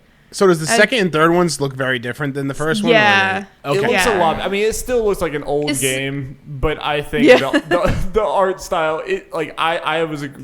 I never actually beat the first Fable. I never even really. I didn't either. I barely played any of it back in the day. Fable 2 is the one that I just completely Fable fell 2's head over heels ah. for. And I even like Fable 3. I mean, it's worse than Fable 2, but I think it's still a good game. But I do think that definitely improves a lot with Fable 2. But like, I want to see like Jarek. I've been like preaching for weeks, months, years on this show about how I want Fable to come back, and it's not just a nostalgia thing. It's like legitimately, I think that especially Fable 2 and 3 did things with the RPG genre that I'm just like shocked were never taken by other series. Like, it's something that I never really felt like we got the true potential of Fable. And I always thought like Fable was popular, but Fable should be like, Xbox has been like floundering the last few years, not having like an answer to some of like Sony's big RPGs and everything. Fable absolutely should have been that this whole time, because it has the fantasy thing that and the like RPG-ness, the typical RPG stuff. But the fact that like this game, the cheeky British humor is great, but like the amount of openness where it's basically like Witcher mixed with The Sims, because you can like literally buy any house in the entire land, and as you go through the game, you like, oh, I can only afford this like terrible apartment with these like shitty furnishings, but then like as you go up, it's like, okay, I'm gonna start renting this house, so you're getting money from your renters. And, That's like, interesting. That intrigues me. yeah, Like, imagine and those mechanics or those features being in The Matt, Witcher. you would love those games, dude. No, Jarek, I think about that every time I played The Witcher. I thought about that type of stuff. Like when I saw these random houses, when I went to Toussaint, especially in the Blood and Wine DLC, I was like, what if this was Fable? What if this was like a modern Fable where I could just like, I don't know. And like, Matt, you can marry any random NPC that you want, and you can raise a multiple family. wives. Yeah, that's the most hilarious thing, is you can have a wife or husband in every city.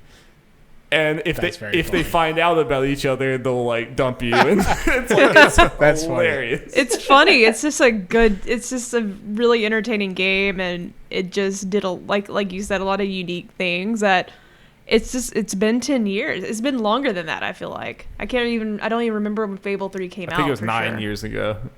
Yeah. Like, where is Fable? It's still far away. And it's just like, yeah, I still think about Fable when I play modern RPGs, for some of the things that it did. And Fable was just like, the writing of Fable, you would literally like pick up a random I've never had an RPG where I read the description of literally every item I pick up, because there's going to be some joke in there that like actually makes me laugh out loud. Like I pick up a cheese wheel, and they're going to have some like British like like snarky line about the cheese wheel. It's like, I don't know, that game is just such a blast and so charming in like every aspect of it. God, I love it. And thinking about that in the modern era, like with modern, just like the fact that you could just blow that up, and especially I'm happy that they're just calling it Fable, and it kind of seems like it's a reboot or like a fresh start, because I want them to take those ideas and then like do run with it in their own way. So, how do you guys feel about the rumors that it's going to have some MMO-like or games of a service-like systems in it, or it's going to just straight up be that? Jeff has to bring it down somehow, Yeah. I hope it's not true. Please don't let that be true. Yeah, there was a rumor of it being like straight up MMO, but there are people that are like, no, it's not going to be like a 2004, aka like World of Warcraft MMO thing, but kind of more like games of a service things, which makes sense depending how they do it, but who knows? But I really think they learned their lessons. What was the last Fable? Was it Legends Fable or Heroes? Legends. It was gonna be like a hero, not shooter, but like something like that. And it never even came out, and it tanked Lionhead Studios. Yeah, it was. I hope. Well, hopefully they learn from obviously with the new studio. That they can learn from that mistake, that they should not try to recreate the wheel or do something brand new, but just evolve what made Fable 2 great. So I think you could have an element of online play, almost like an Animal Crossing-esque thing, where like your friend has a house and you can go visit your friend's house or do certain things like that. I think that could work. That's how excited I am over that. Don't get our hopes up too high now. That's the type of level of thing that I'm hoping, and I think I'm that red. that could I'm getting. be cool. I want to go into it. Jerica's town and just murder all her citizens. I would love that. Like, that would be so cool. How neat. Go over to your friend, steal their wife, steal their dog, kill other people. You could leave flowers by the door. Like, sorry for your loss. Like, that would be dope. I'm so in. Very cool. Yeah, that's the level that I'm hoping. I'm hoping it's something that's like kind of optional, or just kind of like it enhances the experience, but it's not straight up like, I don't think I want like a bunch of idiots running around my game world. I don't don't know if I'd love to invite you guys over to look at my couches and my wives. Like, look at them, hang out. That'd be great. God, I'm so excited. As soon as that happened, as soon as I saw Playground Games come up, because we knew the rumors and everything, I'm like, oh, finally, I'm released from this prison. Yeah, I think the rumors started for this new Fable game like right after we started this podcast. So I think it's kind of fitting that at the 150 episode is when we talk about the Fable announcement. You finally get it. Finally happened, and I hope, I really, really hope that because like I said, Fable deserves to be like a premier RPG for like Xbox and just one of the ones that everyone talks about. I hope it's something that the three of y'all who like haven't really played Fable, I hope it's something that y'all can't deny. You see the trailer when it finally comes out and you're like, all right, damn, I gotta play this. That's what I'm hoping. Yeah. I've played them all. Oh, okay. Sorry, Dallas. I love 3. No, that's all me right. too. I love 3. Yeah, 3 was one of my favorite games I think I had ever played up until this new generation, I guess. But so do you lean towards the dark side or the bright side? Like, were you good or bad? The dark side. I was bad. Had all the scars all over me and everything. There's two things that I always wish for in games, and it's the Nemesis system or an expansion of that on AI, and a role-playing element like Fable in a role-playing game. So those I'm so hyped to see what hopefully this next gen capability could bring to a game with that kind of ambition. In my opinion, anyways, I always felt like those games were so ambitious. Reading about them in I don't know if it might have been Xbox Magazine back in the day, and just let my mind wander, like all this awesome stuff that was capable and possible to do in these in these settings. It's something that I always think about going forward. Hopefully somebody could really grab that and run with it and make something incredible. I did a lot of that, I think, in Skyrim. Like, I went around and would, like, kill people and take their houses in towns and, like, make it my own house. Wishing it was more like Fable, where, like, I could actually buy the house and make it my own and stuff. But, Well, like, legit, I would... you know, I always had that. Go ahead. Go ahead. No, I just always had that like, inspiration of Fable in all my role-playing games. So hopefully they could do something, you know, fantastic in the future. We'll see. Yeah, I always felt like Fable almost made, like, you know, as a kid, or maybe I'm the only one who did it, but as a like really little kid, I would like sometimes make up stories like within the game. If I'm like going on some giant open world game, I'd be like, okay, you know, whatever. Like, I did too. I did the same thing. yeah. It was like just it's sort of like Grandma Shirley with Skyrim, like, you know, the grandma gamer. oh yeah. She makes all these like Yeah. in like stories within this world, and it's just like so fascinating to me. It's adorable. Well, like, and I feel like Fable was like the closest to it. Like, took that childhood, like, you want to like do this weird stuff and make your own story in this game, but it actually made that the game. It actually like kind of like gave you could do those things that you were, you know, faking it. Somehow this conversation has gotten me more hyped for Fable, and I didn't know that was possible. Me too. I got real sweaty earlier. I was just like, oh just a title god, card. stinks. Animal Crossing. Fable mix. Yeah, I mentioned the forbidden word. Oh man, The game that shall not be named. how far away do you guys think it is? Well, I mean, so we know they started developing. They've been working on it for a while. Back in like 2016, right, or something like that. 17, maybe it was. So I remember the rumor was like, because didn't they make a racing game? Like that's what they've done before, yeah, right? Let me try to look up something. That's at Let's least say the big- 2022. Okay, Yeah. I think that's about it. Yeah, I say like early 2022 is about what I would predict at the moment. I mean, it's not too they've far probably away. been developing it for a while, but I imagine this is going to be a game with a long development cycle because it's going to be a very big game. Yeah, I can't remember if the rumors were they started on it beforehand and then Xbox was like, you're ours now. But they bought Playground in 2018. I know there was a Jason Schreier article where he said, "Hey, they're making Fable. They're super, super early," and like, that was several years ago. That was probably around then. So they've at least had a few years. So Yeah, I mean, you figure 5-6 years development. If they, you know, if they've been working at least since they were bought in 18, then, you know, maybe 2022, 2023. it's too far away. Seems so far away. I'm getting close. Well, it's tough I'm because gonna be really sad. take your time. I think I would love to play it right now, but like that's kind of like even with Cyberpunk, like it just seems so.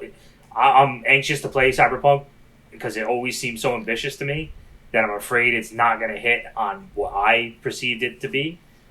So, you know, I think the longer they take to make it, maybe they could add all those little things that just make it that much better.